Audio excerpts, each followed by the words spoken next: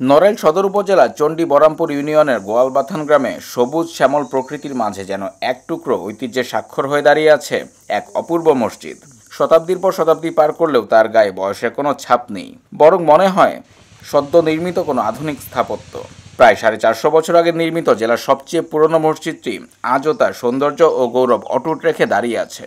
চুন সুরকির গাঁথুনিতে তৈরি মসজিদটিতে মুঘল স্থাপত্য শৈলীর নান্দনিক ছোঁয়ায় স্পষ্ট সুনিপুণ একটি গম্বুজ, সুগঠিত ছোট 4টি মিনার আর দেয়ালের অসাধারণ কারুকাজ যেন ইতিহাসের পাতা থেকে উঠে আসা এক জীবন্ত কীর্তি। মসজিদটির দৈর্ঘ্য 50 ফুট এবং প্রস্থ 35 ফুট। নির্মাণে ব্যবহার করা হয়নি রড, নেই কোনো পিলার। তবুও যুগের পর যুগ অক্ষত এই মসজিদ। মূল মসজিদের ভেতরে একসঙ্গে 3টি কাতারে নামাজ আদায় করা যায়। তবে সময়ের পরিক্রমায় মুসল্লির সংখ্যা ক্রমশ বাড়তে থাকায় মসজিদের সাথে নতুন করে একটি অংশ সংযোজন করা হয়েছে, যাতে আরও বেশি মানুষ স্বচ্ছন্দে ইবাদত করতে পারেন। মসজিদের পাশেই রয়েছে শান বাঁধানো পুকুর ঘাট। এই মসজিদ শুধু ইবাদতের স্থান নয়, এটি ইতিহাস, ঐতিহ্য ও স্থাপত্য শিল্পের এক অবিস্মরণীয় নিদর্শন হয়ে দাঁড়িয়ে আছে। পুরনো মসজিদ, এটি আমি মুরব্বীর কাছে শুনেছি, তাই আমি জানি। প্রায় 8 পুরুষ আগে এই মসজিদটা নির্মাণ করেন মুন্সি হয়বাতুল্লাহ।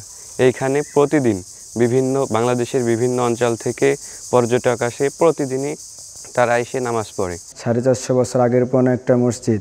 এই মসজিদে যখন যশোর জেলা ছিল তখন সর্বপ্রথম এই মসজিদটি নির্মাণ করা হয়। এই মসজিদে অনেক দূরান্ত থেকে অনেক লোকজন এখানে নামাজ পড়তে আসতো। এখন তো অনেক জায়গায় মসজিদ হয়েছে, একটু কম আসে। আমরা আগে মুরব্বীদের মুখে শুনেছি অনেক দূর থেকে মানুষ হেঁটে হেঁটে মসজিদে আসতো, মসজিদ দেখার জন্য আসতো। আমার আব্বা এর জায়গায় 60 বছর যাবৎ মুয়াজ্জিন করেছে। এরপরে আমার আব্বা মারা যাওয়ার পরে এখন আমি আনুমানিক 30 বছর মুয়াজ্জিনি করতেছি ইনশাল্লাহ। মসজিদের নির্মাণ নিয়ে 2 ধরনের কথা শোনা যায়। কেউ কেউ বলেন এই মসজিদটি জিনেরা নির্মাণ করেছিলেন, একসময় জিনেরা নামাজও পড়তেন। তবে অধিকাংশের মতামত মোগল আমলে কোনো এক এলাকা হতে মুন্সি হয়বতুল্লাহ নামের একজন নড়াইলের গোয়ালবাথান গ্রামে আসেন এবং তিনি মসজিদটি নির্মাণ করেন। তার বংশধরেরা এখনও মসজিদটি দেখভাল করেন। মসজিদ নির্মাণের পর ওই সময় বিভিন্ন এলাকা থেকে 3 দিনের হাঁটা পথে মুসল্লিরা জুমার নামাজ আদায় করতে আসতেন এখানে। যারা নামাজ আদায় করতে আসতেন তাদেরকে ওই সময় আপ্যায়নের জন্য গরু জবাই করে খাওয়াতেন মসজিদের প্রতিষ্ঠাতা। বর্তমানে ঐতিহ্যবাহী এই মসজিদটি নানা সংকটে রয়েছে, যার সমাধানে প্রশাসনের দৃষ্টি আকর্ষণ করেছেন এলাকাবাসী। ছোটোবেলা থেকে এই মসজিদে আমরা নামাজ কালাম পড়ি। বয়োজ্যেষ্ঠদের কাছে শোনা অনেক কল্পকাহিনী আমরা শুনি, আসলে অনেকগুলো সত্য, কিছু সত্য না। যেটা শুনি যে জিনের মসজিদ, জিনে এক রাত্রে তৈরি করছে, আসলে ঘটনা তেমন না। নামাজ পড়ি আর কি নিয়মিত।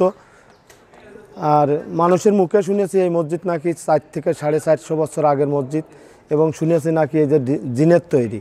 ঠিক আছে, এই তাই নিয়মিত এই জায়গায় সবার সঙ্গে একসঙ্গে মিলেমিশে নামাজ পড়ি। এই 400-450 বছর আগের মসজিদ, এটা জেনে নির্মাণ করেছে আমরা শুনেছি, আবার মানুষও করেছে নাকি এটা শুনেছি, কে করেছে তো আমরা জানি না। এটি যশোর খুলনা অঞ্চলের প্রাচীন একটি মসজিদ। ঐতিহ্যবাহী এই মসজিদটি এখনও প্রত্নতত্ত্ব অধিদপ্তরের আওতায় আসেনি। ইসলামিক ফাউন্ডেশনের পক্ষ থেকে মসজিদটি দেখভাল করা হবে।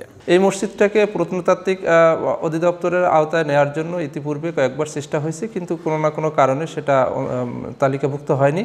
তবে আমাদের ইসলামিক ফাউন্ডেশন থেকে বিভিন্ন মসজিদের পুরানো মসজিদ নিয়ে কাজ করার জন্য একটি প্রকল্প মন্ত্রণালয়ে পাশ হওয়ার জন্য গেছে। সব মসজিদের লিস্ট করে আমরা এগুলোর উন্নয়ন এবং এগুলোর দেখভাল করার জন্য, এগুলোকে আমাদের ইতিহাস ঐতিহ্য হিসাবে সংরক্ষণ করার জন্য একটি প্রকল্প আমরা মন্ত্রণালয়ে পেশ করছি। আশা করা যায় মার্চ-এপ্রিলের দিকে এই প্রকল্পটা পাশ হবে, এবং পাশ হলে আমরা এর বরাদ্দ অনুযায়ী ব্যবস্থা নেব ইনশাল্লাহ। মুঘল আমলে তৈরি ঐতিহ্যবাহী মসজিদটি দ্রুত প্রত্নতত্ত্ব অধিদপ্তরের আওতায় নিয়ে প্রয়োজনীয় সংস্কার করে সংরক্ষণ করা হবে, এমনটাই প্রত্যাশা এলাকার ধর্মপ্রাণ মুসল্লিদের।